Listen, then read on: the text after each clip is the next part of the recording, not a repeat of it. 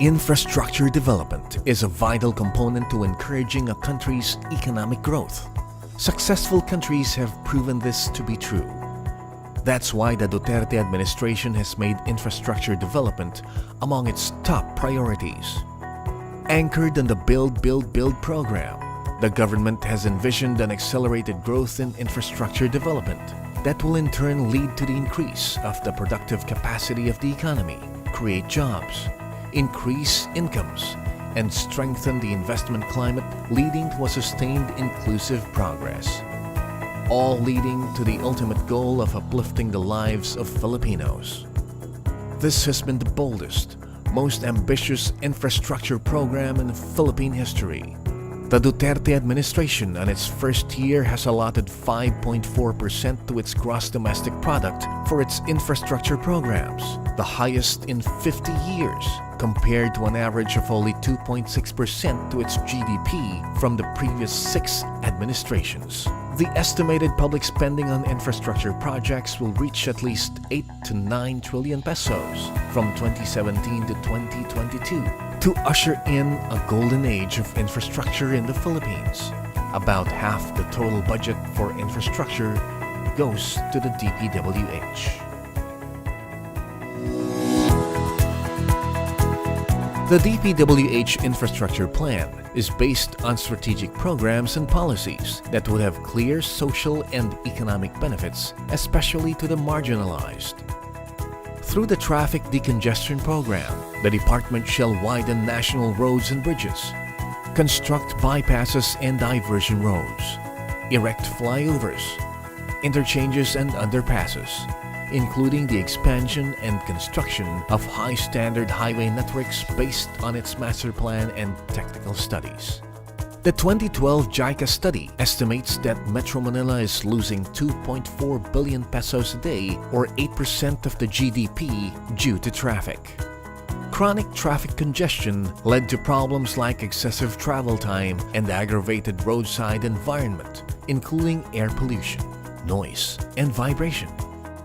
The DPWH will continue to implement the Master Plan on Highway Network Development to address traffic congestions along vital road networks of the country. The High Standard Highway Network Development Master Plan will be updated by expanding its coverage around Metro Manila, expanding the expressway network to hasten the economic development of regional cities and avoid over-concentration of socio-economic activities in Metro Manila, eventually diminishing the economic disparities across the country. A master plan study on the proposed tunnel projects is also underway to address constraints on connectivity caused by the country's geographic profile. To address lack of road infrastructure in Metro Manila, usage of existing roads will be maximized. Thus, there is a need to cooperate and coordinate with LGUs to map out secondary routes and to consult various stakeholders, including the public transport operators. The Luzon Spine Expressway Network is another key project that will significantly cut travel time to less than half. It has a total combined distance of 655 kilometers, about twice the length of the existing expressways. Here are a number of expressways that will link the existing ones and further extend the network to reach the ends of the islands. The Tarlac-Pangasinan-La Union Expressway, the Central Luzon Link Expressway, the Plaridel Bypass Road, the North Luzon East Expressway, NLEX Harbor Links, Metro Manila Skyway Stage 3, the NLEX-SLEX Connector Road. A notable accomplishment, however, is the Radial Road 10 project, the road widening project between Manila and Navotas City to improve the movement of cargo between the port area and NLEX. Right-of-way issues have hounded its development for the past 3 decades. It was resolved in the first 6 months of the Duterte administration in coordination with the local government units. These are more of the expressways that will connect to the Luzon Spine. Once completed, the travel time from Metro Manila to San Fernando La Union will be reduced from 6 hours and 55 minutes to only 3 hours and 10 minutes. Travel time from La Union to Bicol will be reduced from 19 hours and 40 minutes to only 8 hours and 15 minutes. Aside from the expressways, the Metro Manila logistics network is also crucial to traffic congestion. The 26 existing bridges along Pasig and Marikina River, including the Mangahan floodway, cater to about 1.3 million vehicles daily.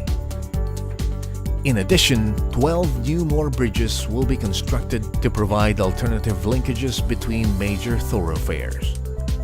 This will increase the number of usable roadways that would decongest traffic along EDSA and other major roads in Metro Manila. The Bonifacio Global City Ortigas Center Link, the China grant-funded projects, the Binondo Intramuros Bridge, and the Estrella Pantaleon Bridge. The government is also pushing through with more road development linkages around the country, like the new Bacolod Economic Highway, the Metro Cebu Expressway, the Davao City Coastal Road, and the Davao City Bypass Connector Road. We will accelerate infrastructure spending, improving national roads and bridges, and implementing the Mindanao Logistics Infrastructure Network. The integrated and seamless transport system will improve logistics infrastructure network in northern Mindanao, Davao, Soxargen, and the Caraga region.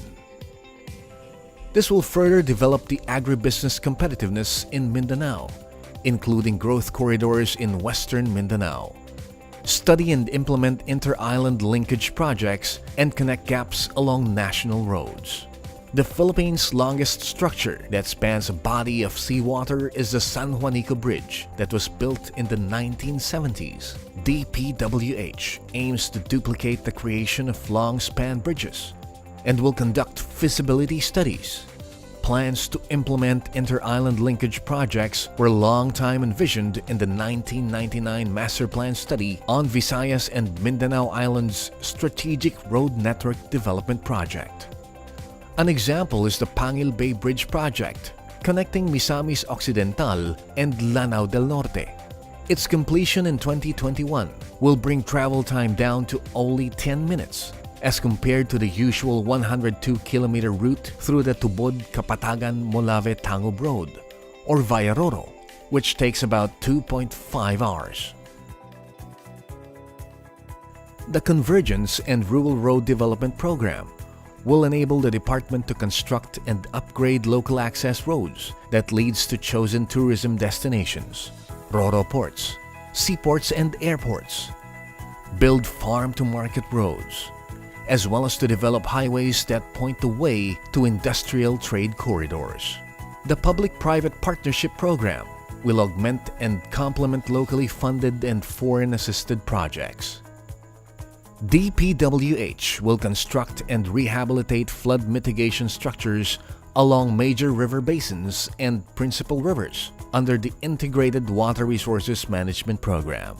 The department is likewise designated to build water impounding structures to optimize water resources, including the upgrading of the drainage capacity.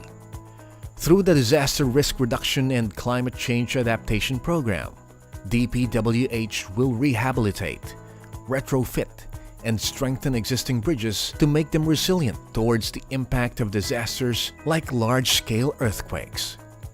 The department will also provide safe access and improved national roads highly vulnerable to flooding, landslides, and slope failures, as well as building evacuation centers. DPWH will also create environment-friendly communities by building more pedestrian infrastructure such as bike lanes. These undertakings will start connecting the whole country through infrastructure. The DPWH commitment to these projects will impact the lives of many Filipinos, paving the way for the inevitable progress and development through the government's Build, Build, Build program. Build roads for progress. Build bridges for unity. Build resiliency.